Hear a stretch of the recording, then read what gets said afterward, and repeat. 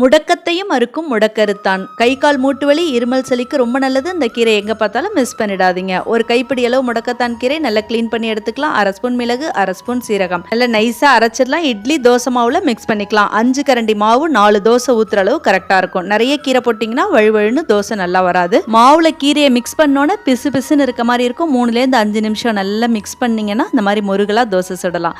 கவுண்டே தெரியாம சாப்பிடணும்னா இந்த அம்மியில அரைச்ச ரோசாப்பூ துவையல் தான் அதுக்கு பெஸ்ட் காம்பினேஷன். ஃப்ரெஷ்ஷாக கீரை கிடைக்கலன்னா கிடைக்கிற டைமில் க்ளீன் பண்ணி ஒரு கைப்பிடி அளவு கருவேப்பிலையும் சேர்த்து நிழல் காய்ச்சலோ ஃபேன்லையோ அந்த மாதிரி உலர்த்திக்கோங்க. 1 ஸ்பூன் மிளகு, 1 ஸ்பூன் சீரகம் வாசனை வர வரைக்கும் வறுத்துட்டு உலர்த்திய முடக்கத்தான் கீரையும் சேர்த்து லைட்டாக வறுத்தா போதும். ரொம்ப நேரம் வறுத்தீங்கன்னா நிறம், சுவை, மனம் எல்லாமே மாறிடும். பவுடர் பண்ணி வச்சுக்கிட்டிங்கன்னா இருமல் சளி இருக்கும்போது சூடான சாதத்தில் உப்பு நெய் போட்டு சாப்பிட்டிங்கன்னா ரொம்ப நல்லது. ரசம் வைக்கும்போது 1 ஸ்பூன் சேர்த்திங்கன்னா முடக்கத்தான் ரசம் ரொம்ப நல்லாயிருக்கும். இந்த மாதிரி தோசையும் ஊற்றலாம். இந்த பதிவு உங்களுக்கு பயனுள்ளதாக இருந்துச்சுன்னா ஒரு கமெண்ட்டை போட்டு லைக்கை தட்டுங்க.